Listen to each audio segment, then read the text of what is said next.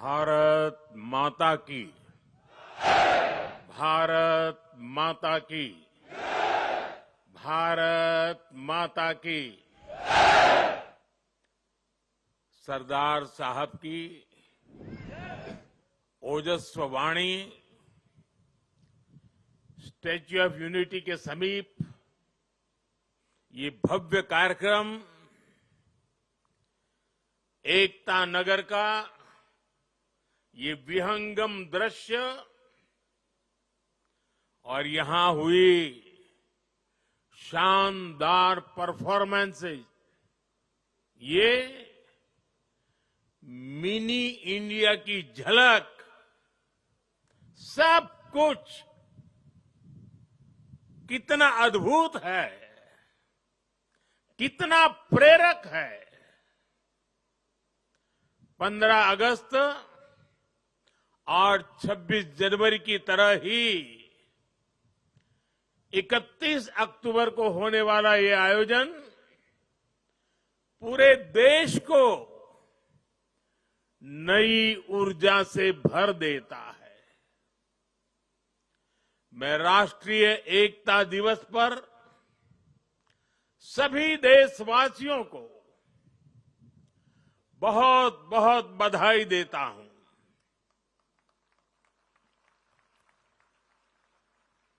साथियों, इस बार का राष्ट्रीय एकता दिवस अद्भुत संयोग लेकर आया है। एक तरफ आज हम एकता का उत्सव मना रहे हैं, वहीं दूसरी तरफ दीपावली का भी पावन पर्व है। दीपावली दीपों के माध्यम से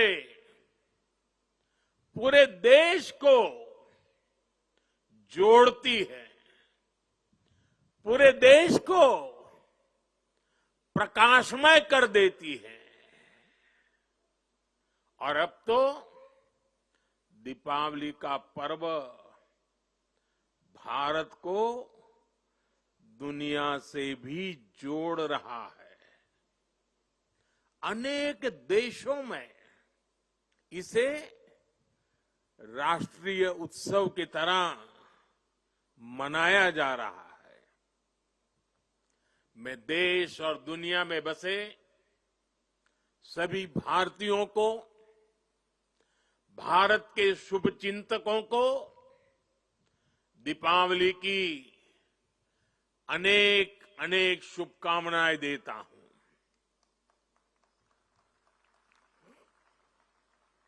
साथियों, इस बार का एकता दिवस एक और वजह से भी विशेष है। आज से सरदार पटेल का 150वां जन्म जयंती वर्ष शुरू हो रहा है। आने वाले 2 वर्षों तक देश सरदार पटेल की 150वीं जन्म जयंती का उत्सव मनाएगा। ये भारत के प्रति उनके असाधारण योगदान के प्रति देशवासियों की कार्यांजलि है। 2 वर्ष का ये उत्सव एक भारत श्रेष्ठ भारत के हमारे संकल्प को मजबूत करेगा। ये अवसर हमें सीख देगा कि असंभव से दिखने वाले काम को भी संभव बनाया जा सकता है। जब भारत को आजादी मिली थी तो दुनिया में कुछ लोग थे जो भारत के बिखरने का आकलन कर रहे थे, और अभी हमने सरदार साहब की वाणी में उसका विस्तार से बयान सुना। उन लोगों को जरा भी उम्मीद नहीं थी कि सैकड़ों रियासतों को एकजुट करके फिर से एक भारत का निर्माण हो पाएगा। लेकिन सरदार साहब ने ये करके दिखाया। ये इसलिए संभव हुआ क्योंकि सरदार साहब व्यवहार में यथार्थवादी, संकल्प में सत्यवादी, कार्य में मानवतावादी और ध्येय में राष्ट्रवादी थे। साथियों, आज हमारे पास छत्रपति शिवाजी महाराज की प्रेरणा भी है। उन्होंने आक्रांताओं को खदेड़ने के लिए सबको एक किया। ये महाराष्ट्र का रायगढ़ किला आज भी साक्षात वो गाथा कहता है। छत्रपति शिवाजी महाराज ने रायगढ़ के किले से राष्ट्र के अलग अलग विचारों को एक उद्देश्य के लिए एकजुट किया था। आज यहां एकता नगर में हम रायगढ़ के उस ऐतिहासिक किले के उसकी छवि हमारे सामने प्रेरणा का प्रतीक बन के खड़ी है। रायगढ़ किला सामाजिक न्याय, देशभक्ति और राष्ट्र प्रथम के संस्कारों की पवित्र भूमि रहा है। आज इसी पृष्ठभूमि में हम विकसित भारत के संकल्प की सिद्धि के लिए यहां एकजुट हुए हैं। साथियों, बीते 10 वर्ष तक भारत की एकता और अखंडता के लिए ये कालखंड अभूतपूर्व उपलब्धियों से भरा रहा है। आज सरकार के हर काम, हर मिशन में राष्ट्रीय एकता की प्रतिबद्धता दिखती है। इसका एक बड़ा उदाहरण है हमारा ये एकता नगर। यहां स्टैच्यू ऑफ यूनिटी है और इसके सिर्फ नाम में यूनिटी है ऐसा नहीं है, इसके निर्माण में भी यूनिटी है। इसको बनाने के लिए पूरे देश के कोने कोने से, देश के किसानों के पास से खेत में उपयोग किए औजार का लोहा पूरे देश से यहां लाया गया, क्योंकि सरदार साहब लोह पुरुष थे, किसान पुत्र थे। इसलिए लोहा, और वो भी खेत में उपयोग किए औजार वाला लोहा यहां लाया गया। यहां देश के हर कोने से वहां की मिट्टी लाई गई है। इसका निर्माण स्वयं में एकता की अनुभूति कराता है। यहां पर एकता नर्सरी बनी है, यहां विश्व वन है जहां दुनिया के हर महाद्वीप के पेड़ पौधे हैं। यहां चिल्ड्रन न्यूट्रिशन पार्क है, जहां पूरे देश की हेल्दी फूड हैबिट्स के दर्शन एक ही जगह पर होते हैं। यहां आरोग्य वन है, जहां देश की अलग हिस्सों की आयुर्वेद परंपरा का, पौधों का समावेश है। इतना ही नहीं, यात्रियों के लिए यहां एकता मॉल भी है, जहां देश भर के हैंडीक्राफ्ट्स एक ही छत के नीचे मिलते हैं। और साथियों, ये एकता मॉल सिर्फ यहीं पर है ऐसा नहीं, हम देश के हर राज्य की राजधानी में एकता मॉल के निर्माण को प्रोत्साहन दे रहे हैं। एकता का यही संदेश हर वर्ष होने वाली एकता दौड़ से भी मजबूत होता है। साथियों, एक सच्चे भारतीय होने के नाते हम सभी का कर्तव्य है कि हम देश की एकता के हर प्रयास को सेलिब्रेट करें, उत्सव उमंग से भर दे। ऊर्जा,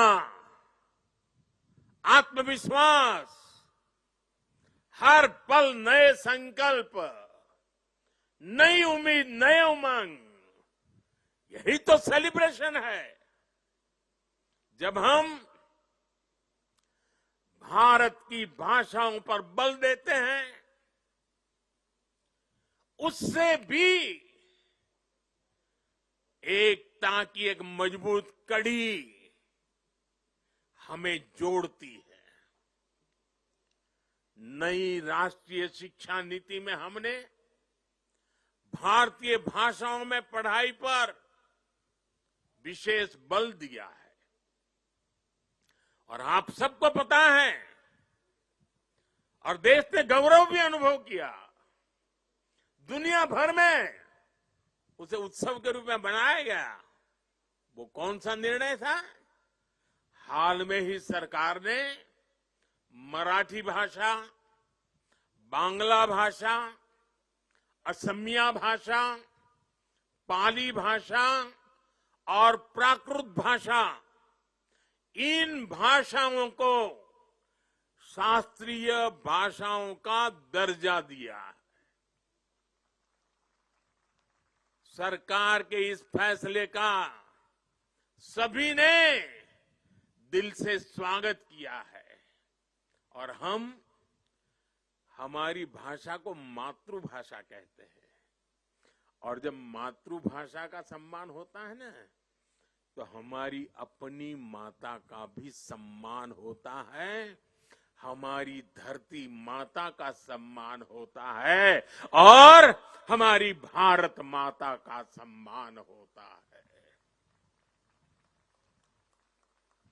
भाषा की तरह ही आज देश भर में चल रहे कनेक्टिविटी के काम, जोड़ने के काम भी देश की एकता को मजबूत कर रहे हैं। रेल हो, रोड हो, हाईवे हो और इंटरनेट जैसे आधुनिक इंफ्रास्ट्रक्चर के ने गांव को शहरों से जोड़ा है। जब कश्मीर और नॉर्थ ईस्ट की राजधानियां रेल से जुड़ती हैं, जब लक्षद्वीप और अंडमान निकोबार द्वीप अंडर सी केबल से तेज इंटरनेट से जुड़ते हैं, जब पहाड़ों पर लोग मोबाइल नेटवर्क से जुड़ते हैं, तब विकास की दौड़ में पीछे छूट जाने का भाव समाप्त हो जाता है आगे बढ़ने की नई ऊर्जा अपने आप जन्म लेती है। देश की एकता का भाव सशक्त होता है। साथियों, पहले की सरकारों की नीतियों में और नीयत में भेदभाव का भाव भी देश की एकता को कमजोर करता रहा है। बीते 10 वर्षों में देश में सुशासन के नए मॉडल ने भेदभाव की हर गुंजाइश समाप्त की है। हमने सबका साथ, सबके विकास का रास्ता चुना है।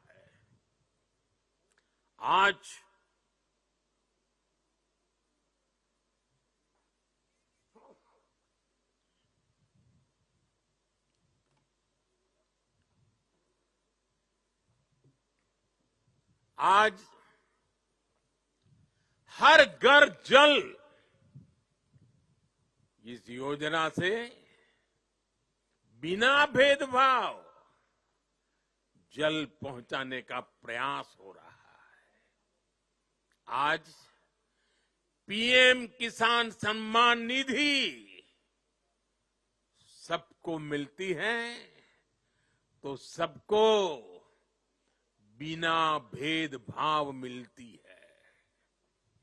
आज पीएम आवास के घर मिलते हैं तो सबको बिना भेदभाव मिलते हैं। आज आयुष्मान योजना का लाभ मिलता है तो बिना भेदभाव हर पात्र व्यक्ति को इसका फायदा होता है। सरकार की इस अप्रोच ने समाज में, लोगों में दशकों से व्याप्त असंतोष को समाप्त किया है। इस वजह से लोगों का सरकार पर भरोसा बढ़ा है, देश की व्यवस्थाओं पर भरोसा बढ़ा है। विकास और विश्वास की यही एकता एक भारत श्रेष्ठ भारत के निर्माण को गति देती है।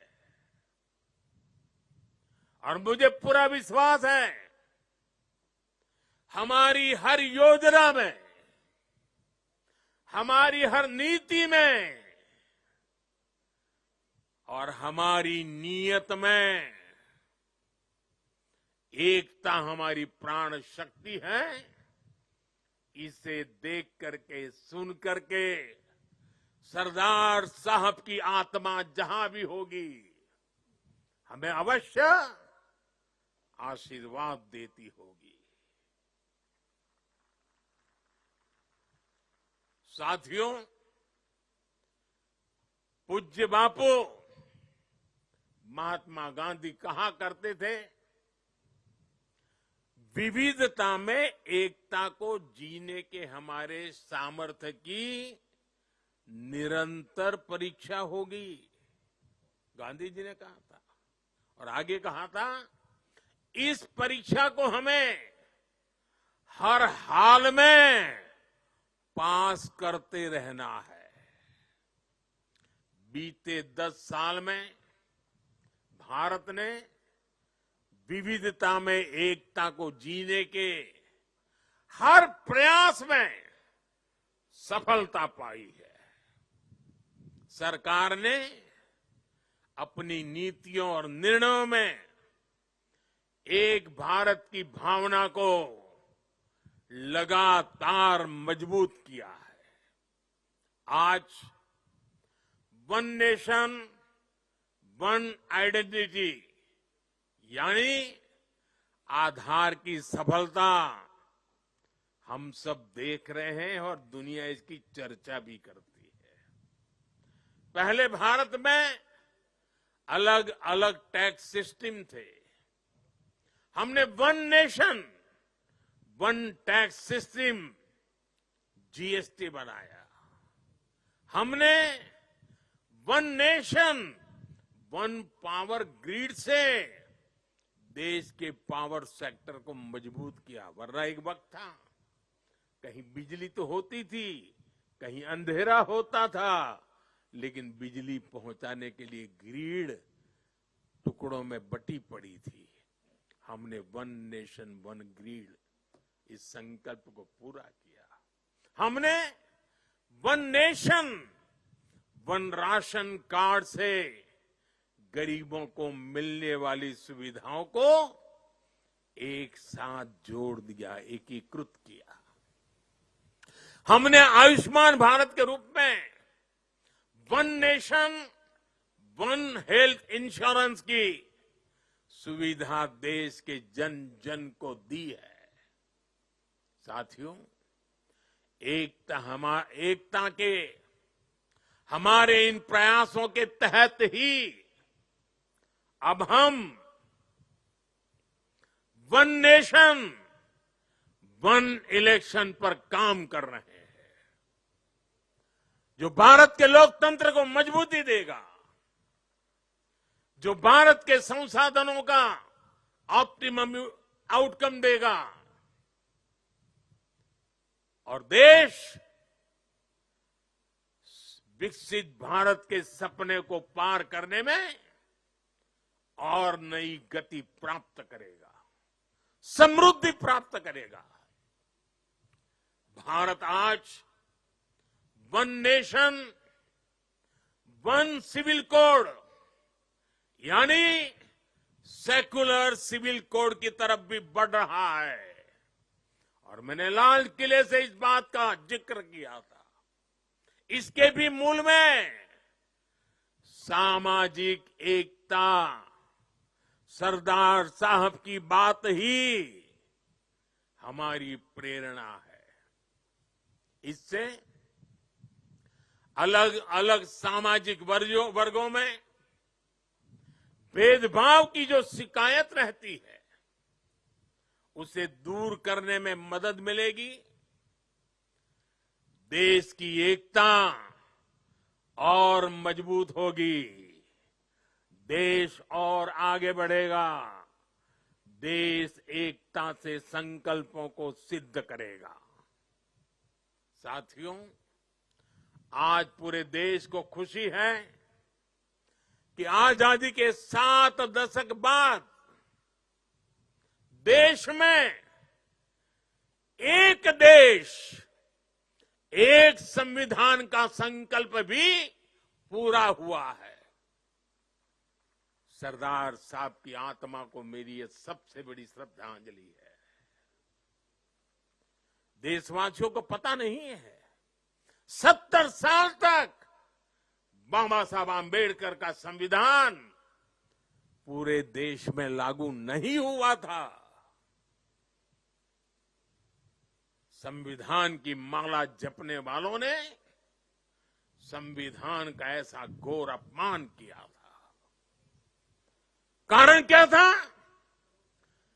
जम्मू कश्मीर में आर्टिकल 370 की दीवार, आर्टिकल 370 जो देश में दीवार बन के खड़ी थी, संविधान को यहां रोक देती थी, वहां के लोगों के अधिकारों से उनको वंचित रखती थी। वो धारा 370 को हमेशा हमेशा के लिए जमीन में गाड़ दिया गया है।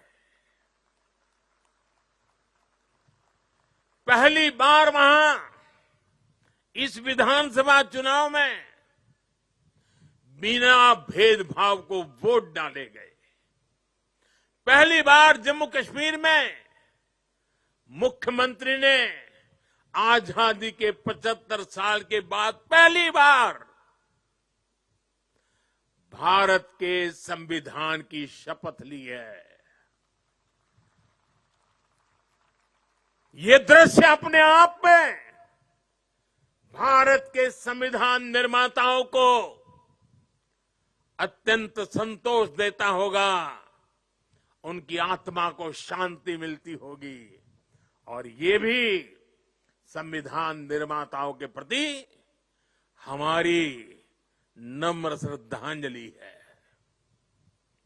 मैं इसे भारत की एकता के लिए एक बहुत बड़ा और बहुत ही मजबूत पड़ाव मानता हूं। जम्मू कश्मीर की देशभक्त जनता ने अलगाव और आतंक के बरसों पुराने एजेंडे को खारिज कर दिया है। उन्होंने भारत के संविधान को, भारत के लोकतंत्र को विजयी बनाया है। अपने अपने वोट से 70 साल से चल रहे अपप्रचार को ध्वस्त कर दिया है। मैं आज राष्ट्रीय एकता दिवस पर जम्मू कश्मीर के देशभक्त लोगों को, भारत के संविधान पर सम्मान करने वाले लोगों को बहुत ही आदरपूर्वक सैल्यूट करता हूं। साथियों, बीते 10 साल में भारत ने ऐसे अनेक मुद्दों का समाधान किया है जो राष्ट्रीय एकता के लिए खतरा थे। आज आतंकियों के आकाओं को पता है कि भारत को नुकसान पहुंचाया तो भारत उन्हें छोड़ेगा नहीं। आप नॉर्थ ईस्ट में देखिए कितने बड़े संकट थे। हमने संवाद से, विकास और विश्वास से अलगाव की आग को शांत किया। बोडो समझौते ने असम में 50 सालों का विवाद खत्म किया है। ब्रू रियांग एग्रीमेंट, इसके कारण हजारों विस्थापित लोग अनेक दशकों के बाद अपने घर लौटे हैं। National liberation front of Tripura से हुए समझौते ने लंबे समय से चल रही अशांति खत्म की है। असम और मेघालय के बीच के सीमा विवाद को काफी हद तक हम सुलझा चुके हैं। साथियों, जब 21वीं सदी का इतिहास लिखा जाएगा तो उसमें एक स्वर्णिम अध्याय होगा कि कैसे भारत ने दूसरे और तीसरे दशक में नक्सलवाद जैसी भयानक बीमारी को जड़ से उखाड़ दिखाया, उखाड़ करके फेंका। आप याद करिए वो समय जब नेपाल के पशुपति से भारत के तिरुपति तक रेल कॉरिडोर बन चुका था। जिस जनजातीय समाज ने भगवान बिरसा मुंडा जैसे देशभक्त दिए, जिन्होंने हमारे सीमित संसाधनों के बावजूद भी देश के हर कोने में मेरे आदिवासी भाई बहनों ने आजादी के लिए अंग्रेजों से मुकाबला किया, ऐसे जनजातीय समाज में सोची समझी साजिश के तहत नक्सलवाद के बीज बो गए, नक्सलवाद की आग भड़काई गई। ये नक्सलवाद भारत की एकता और अखंडता के लिए बहुत बड़ी चुनौती बन गया था। मुझे संतोष है कि बीते 10 साल के अथक प्रयासों से आज नक्सलवाद भी भारत में अपनी अंतिम सांसें गिन रहा है। आज मेरा आदिवासी समाज उसे भी दशकों से जो प्रतीक्षा थी, वो विकास उसके घर तक पहुंच रहा है और इससे बेहतर भविष्य का विश्वास भी पैदा हुआ है। साथियों, आज हमारे सामने एक ऐसा भारत है जिसके पास दृष्टि भी है, दिशा भी है। इतना ही नहीं, इसके साथ जो जरूरी है, दृष्टि हो, दिशा हो, लेकिन उसे जरूरत होती है दृढ़ता की। आज देश के पास दृष्टि है, दिशा है और दृढ़ता भी है। ऐसा भारत जो सशक्त भी है, ऐसा भारत जो समावेशी भी है, ऐसा भारत जो संवेदनशील भी है, ऐसा भारत जो सतर्क भी है, जो विनम्र भी है और विकसित होने की राह पर भी है। ऐसा भारत जो शक्ति और शांति दोनों का महत्व जानता है। दुनिया भर में मची भारी उथल पुथल के बीच सबसे तेज गति से विकास करना ये सामान्य बात नहीं है। जब अलग अलग हिस्सों में युद्ध हो रहे हो, तब युद्ध के बीच बुद्ध के संदेशों का संचार करना सामान्य नहीं है। जब दुनिया के अलग अलग देशों में रिश्तों का संकट है, तब भारत का विश्व बंधु बनकर उभरना सामान्य नहीं है। जब दुनिया में एक देश की दूसरे देश से दूरी बढ़ रही है, तब दुनिया के देश भारत से निकटता बढ़ा रहे हैं। ये सामान्य नहीं है, ये नया इतिहास रचा जा रहा है। आखिर भारत ने ऐसा क्या किया है? साथियों, आज दुनिया देख रही है कि भारत कैसे अपने संकटों का दृढ़ता के साथ समाधान कर रहा है। आज दुनिया देख रही है कि भारत कैसे एकजुट होकर दशकों पुरानी चुनौतियों को समाप्त कर रहा है। और इसलिए हमें इस महत्वपूर्ण समय पर अपनी एकता को सहेजना है, उसे संभालना है। हमने एकता की जो शपथ ली है, उसे बार बार याद करना है, उस शपथ को जीना है। जरूरत पड़े तो उस शपथ के लिए जूझना है। हर पल इस शपथ की भाव को अपने जोम से भरते रहना है। साथियों, भारत के बढ़ते सामर्थ्य से, भारत में बढ़ते एकता के भाव से कुछ ताकतें, कुछ विकृत विचार, कुछ विकृत मानसिकता है, कुछ ऐसी ताकतें बहुत परेशान है।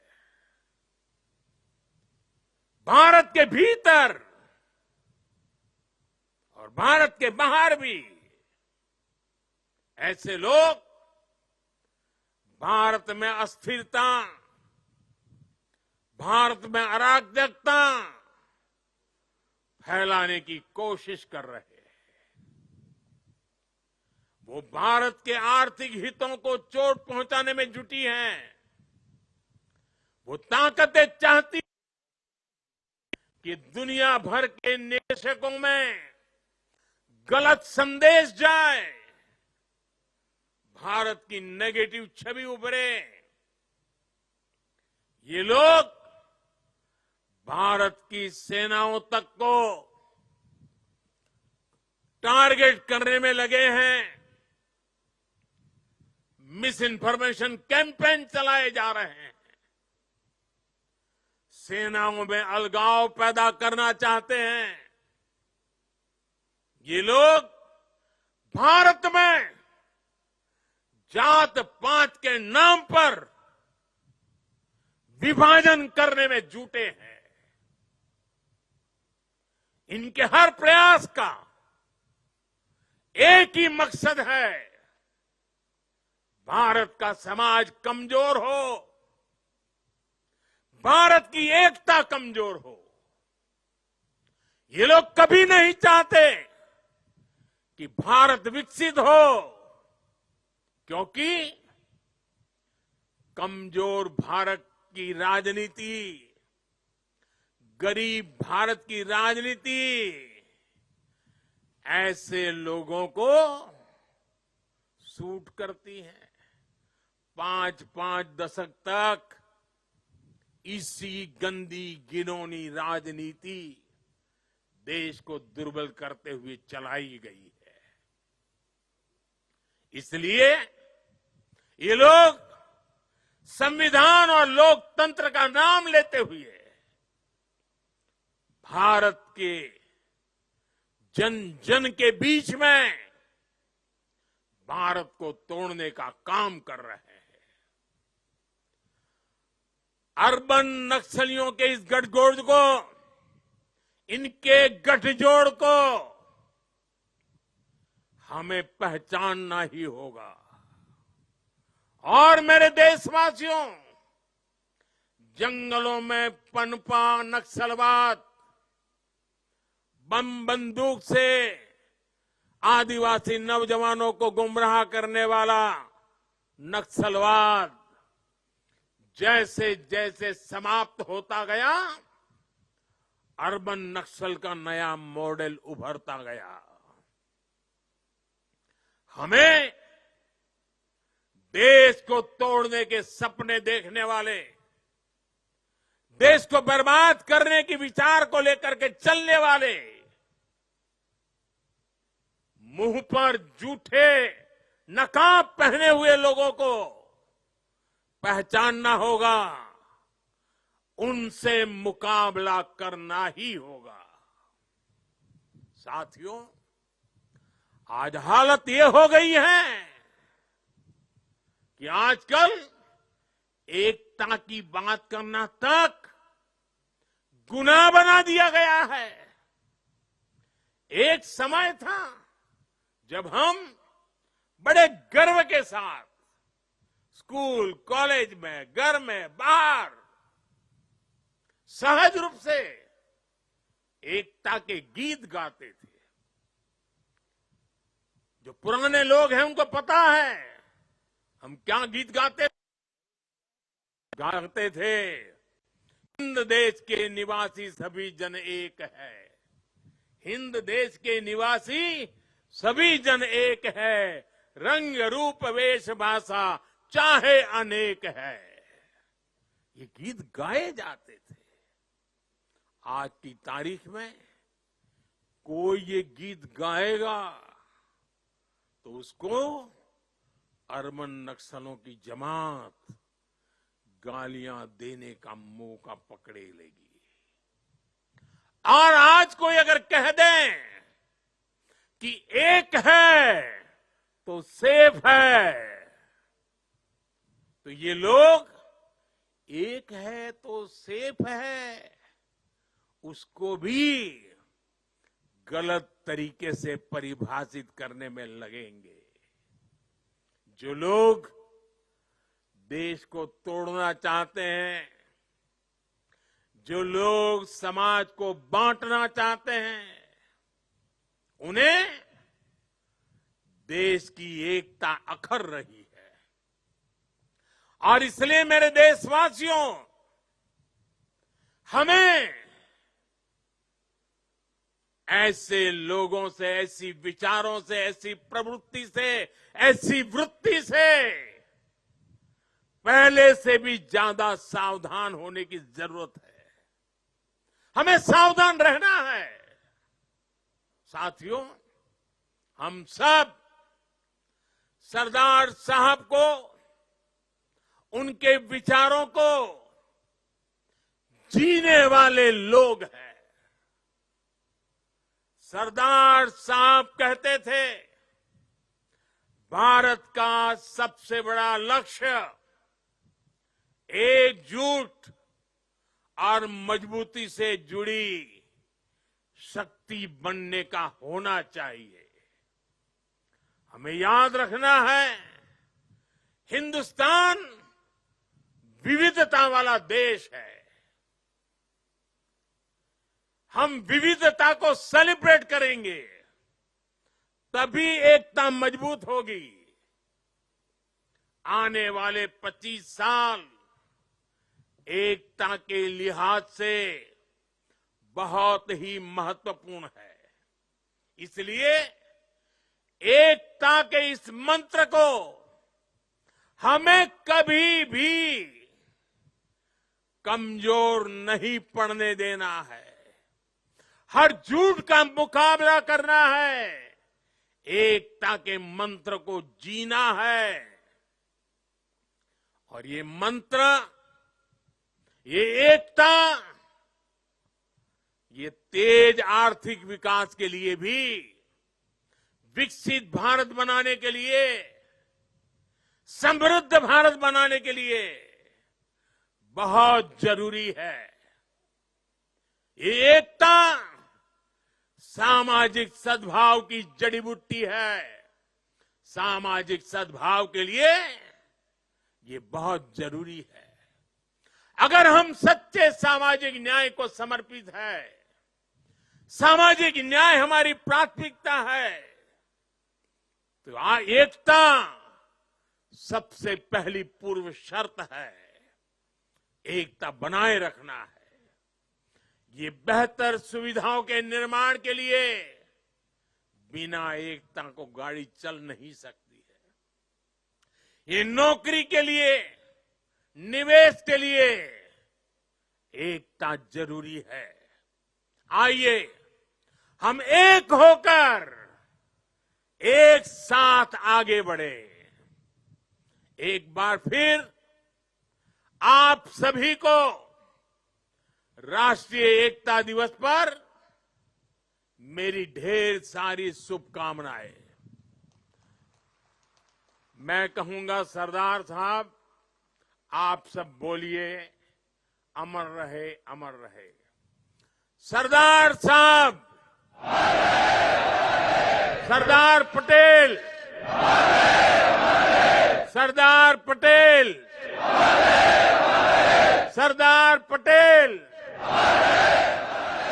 भारत माता की, भारत माता की, भारत माता की।